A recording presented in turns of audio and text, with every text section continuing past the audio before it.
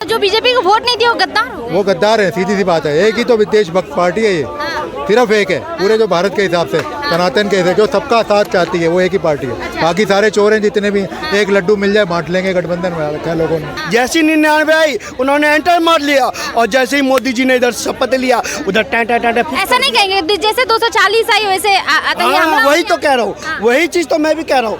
आप 99 लीजिए चाहे 240 लीजिए, 240 ही लीजिए। उन्होंने सोचा अब तो गई भाजपा, गई मोदी गया तो भैया घुस जाओ, राज कर लो, बाप का एरिया है। कि बेटे बेटियां जोश में कहीं भटके न रास्ता, दे माँ बाप ढंग से ध्यान, यही चाहता हूँ। हर शख्स बने इंसान, यही चाहता हूँ। रहे जिंदा सदा ईमान, यही चाहता हूँ। अरे वसीन आज नेता दे रहे, वसीन आज नेता दे रहे बड़े जहरीले बयान, जहर ना उगले कोई ज़बान, जहर ना उगले कोई ज़बान, यही चाहता हूँ। तो नेताओं को लड़ना नहीं चाहिए, तरीके से आ जाओ, सबका साथ सबका। तो चेहरा, ये चेहरे की वैल्यू है मेरे, ठीक है। ये सिर्फ मोदी योगी के लिए, केजरीवाल के मंच पर नहीं जा सकते हम लोग, ठीक है। इसे कहते हैं ईमानी तूफानी स्वाभिमानी शायर भारत का, ठीक है। बहुत बढ़िया सर। आपसे ईमान है अगर तुझ में मुझ में, मेरा शेर देखो कितना बड़ा है, कि ईमान है अगर मुझ में तो फिर वो दिखना चाहिए। ईमानी गुल फूल, यानी कि ईमानी गुल जहाँ में खुल कर महकना चाहिए। तो आज हमारे मोदी जी महक रहे हैं पूरे विश्व में।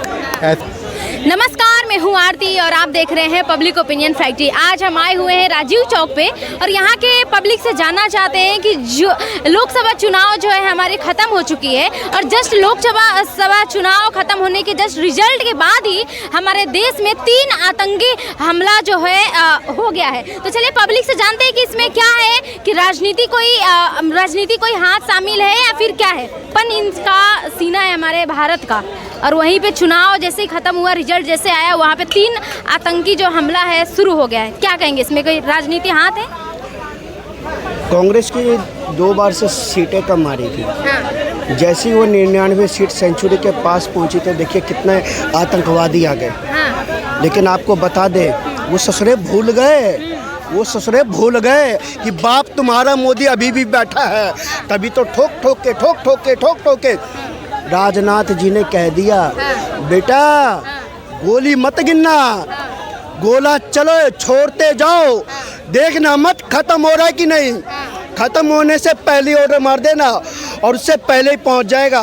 देश के जवान और एयरफोर्स की एयरफोर्स के जवान तैनात है बारूद पहुंचाने के लिए। आप केवल ट्रिगर से उंगली मत हटाना, जब तक तोड़ो नहीं तब तक सालों को छोड़ो नहीं, राजनाथ सिंह जी ने कह दिया है। और उनको कह देना कि दिल्ली की गद्दी पर बाप बैठा है, अभी तुम्हारा मोदी है, कोई अप्पू पप्पू की सरकार नहीं है। 56 इंच वाला चौकीदार बैठा है। चौकीदार के होते हुए तुम देश की सीमा में घुस के मेरे निर्दोष देशवासियों के ऊपर गोली चलाओगे, चैन से बैठे तो चौकीदार के रहते हुए कैसे हो गए हमला? वही तो मैंने कहा। 99 छत्तीसगढ़ में अभी बीजेपी की सरकार है बनी, फिर वहाँ पे भी अभी तोड़फोड़ हो रहे हैं। बताइए, कलेक्टर के घर तोड़ दिए गए, ऑफिस तोड़ दिए गए। 99 की सीट आती है, शेयर बाजार धराम हो जाता है। 99 सीट आते ही शेयर बाजार गिर जाता है। आतंकवाद, अरे वो तो अमित शाह बोले थे ना कि शेयर बाजार में पैसा लगाओ, हमारी सरकार बनते ही ऊपर चली जाएगी। तो नीचे क्यों गई? 99 की सीट आने जब सर्वे आया था तब शेयर बाजार दे धराम ऊपर। और जैसे ही भाजपा डाउन होना शुरू हुई, कुछ बहुमत से थोड़ा डाउन हुई, शेयर बाजार लुढ़कते कहाँ जा पहुँचा। और आतंकवादियों के तो जैसे मोदी जी का 56 इंच नहीं, वो आतंकवादियों का हो। और कश्मीर में साले ऐसे घुसाए जैसे उनके बाप का एरिया हो, और वो शायद भूल गए कि भैया आने वाला फिर से मोदी है और इसके अलावा कोई नहीं। जैसे ही मोदी जी ने शपथ उधर ली और सेना ने जब ट्रिगर पे उंगली रखा तो उन्होंने ट्रिगर से उंगली हटा ही नहीं। आप जाकर सैनिकों से पूछ सकते हैं, सैनिकों को खुली छूट देने का काम किया। देश के सैनिकों का सम्मान करना जानते हैं। जब सैनिक अपने बलबूते खड़े हो जाए तो किसी की हिम्मत नहीं मेरे देशवासियों की तरफ कोई। अरे देखिए, कांग्रेस की जितनी भी सीटें आई वो अलग बात है, आई चाहे नहीं है। बीजेपी वाले लोग बोलते हैं कि जब से बीजेपी की सरकार बनी है कश्मीर में, जम्मू कश्मीर में आतंकी घटना जो है बंद हो गया है, लेकिन ये क्यों हो गया ये बताइए। मैडम मैं तो 2 बार बता चुका हूँ, तीसरी बार फिर बता देता हूँ। जैसी 99 आई, 99 क्यों सर? अभी सरकार है बीजेपी की, आप 99 की 99 के बात कर रहे हैं। वही तो कह रहा हूँ। जैसी 99 आई उन्होंने एंटर मार लिया, और जैसे ही मोदी जी ने इधर शपथ लिया उधर टैंटा ऐसा नहीं कहेंगे, जैसे 240 आई वैसे आतंकी हमला हो वही गया। तो कह रहा हूँ, वही चीज़ तो मैं भी कह रहा हूँ। आप 99 लीजिए चाहे 240 लीजिए, 240 ही लीजिए। उन्होंने सोचा अब तो गई, भाजपा गई, मोदी गया तो भैया घुस जाओ, राज कर लो, बाप का एरिया है। नहीं, शपथ ग्रहण के दिन ये हुआ है, ऐसा बात नहीं है। अरे तभी तो कह रहे भैया, उनको असमंजस था, उनको शंका थी कि उनका बाप बैठेगा नहीं सत्ता पे, लेकिन बैठना तो मोदी जी को ही था। और जैसे ही मोदी जी शपथ लिए और शपथ लेकर कुर्सी पे बैठे, उन तक खबर पहुंची, राजनाथ जी शपथ लिए, शपथ लेकर कुर्सी पर बैठे, और जब खबर पहुंची राजनाथ जी ने फ़ोन से ही कह दिया कि भैया देश के वीर जवानों, गोली पर से ट्रिगर पर से अपनी उंगली मत हटाना, चलाते रहो। और जब से आज तक नॉन स्टॉपेबल आतंकवादियों के ऊपर प्रहार हो रहा है। जाकर देख लीजिए, जाकर समझ लीजिए कश्मीर को। कश्मीर का युवा आज भारत के साथ है। आज तभी तो मेरे कश्मीर में शान से लहराता है लाल चौक पर तिरंगा।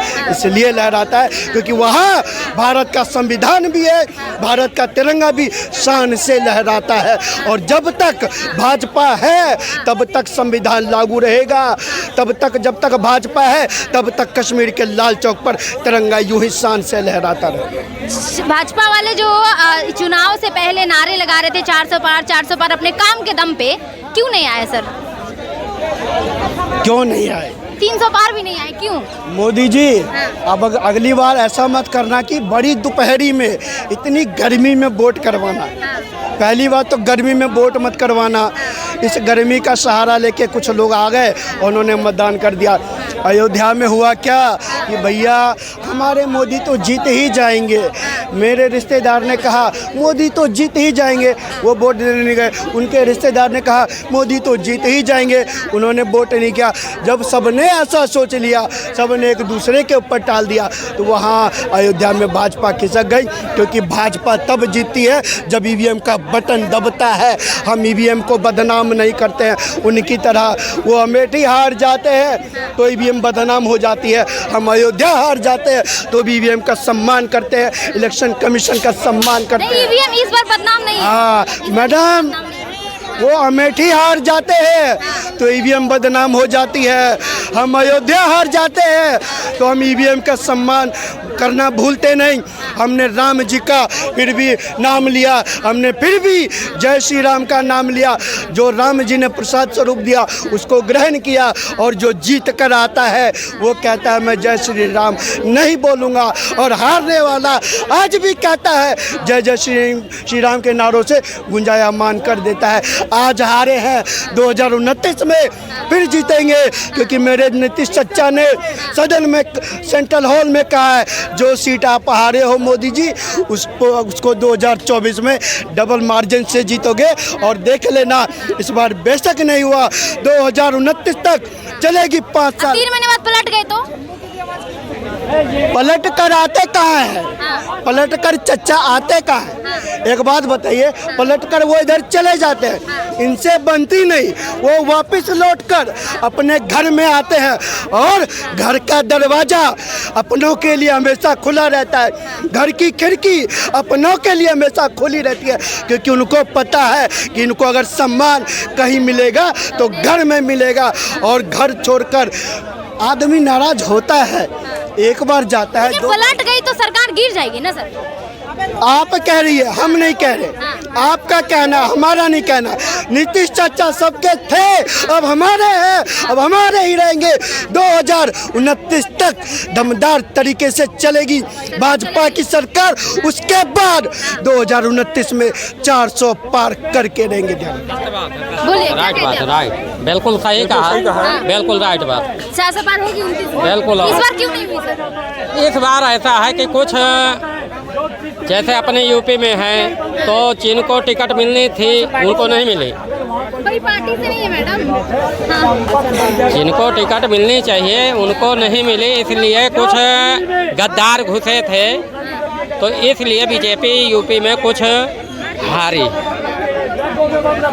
अच्छा, मतलब गद्दार को वजह से बीजेपी हारी? हाँ जी, हाँ जी। अच्छा, क्या कहते हैं आप? गद्दार घुसे थे यूपी में? हाँ जी। यूपी में गद्दार घुसे थे? और जैसे इन्होंने कहा ना कि संविधान बदल देंगे, हाँ। लोगों ने समझा कि सारा संविधान बदल देंगे, 400 पार हो जाएगा, और कुछ टिकट भी कमजोर आदमी को दे दिए, और भी कुछ पेपर लीक की समस्या है, कुछ 5-6 कारण है इस बार सीटें मतलब मानते हैं, समस्या मानते हैं। हाँ, 5-6 सीटें। अच्छा सर, क्या लगता है आपको कि जो बीजेपी 400 पार किनारे लगा रही थी, क्यों खत्म हो गया?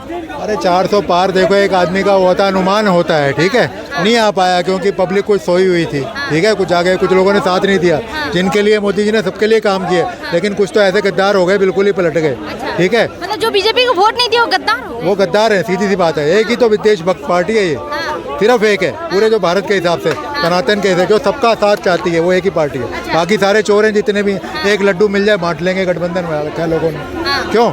ईमानदार होना चाहिए बीजेपी ना। में नहीं, लड्डू नहीं बंटता है।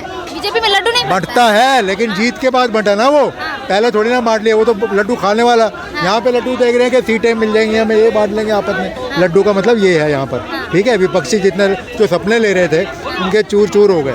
यूपी क्यों हार गई बीजेपी? हैं? यूपी क्यों हार गई बीजेपी? वो देखो थोड़ा बहुत होता है कई जगह। अब उन्होंने लालच दे दिया, 1-1 लाख रुपए का, पागल बनाया, वोटें दे दी सारी लेडीज ने, घर वालों ने जाके। वो तो हर जगह दिया था, हर जगह पे। 1 लाख रुपए, 8,000 8,500 रुपए तुम्हें मिल जाएंगे, तुम तो उसी को वोट दोगे, अखिलेश को और राहुल गांधी को, और क्या होगा। अब वो फार्म ले लेके जा रही है, लाइन लग रही है, पैसे तो नहीं, कुछ नहीं मिला। अब कह रहे हैं हम तो जीते नहीं, जीत गए तो हम देंगे तुम्हें, ये देंगे वो देंगे। अब वो पलट गए, तो उन्होंने वोटें कम कर रही ना। आप भी अच्छे से जानते हैं कि जिसकी सरकार बनती है वो करता है, अगर उनकी सरकार बनती तो ऑफकोर्स करते। वो नहीं देंगे, बता रहा हूँ ना, बस सपने दिखा दिए उनको। ये सपने दिखाते आ रहे हैं शुरू से ही। गांधीवादी जितने भी हैं, महात्मा गांधी, नेहरू गांधी, जितने भी हैं, इन्होंने सपने दिखाए, करे नहीं है कुछ काम नहीं किया इन्होंने।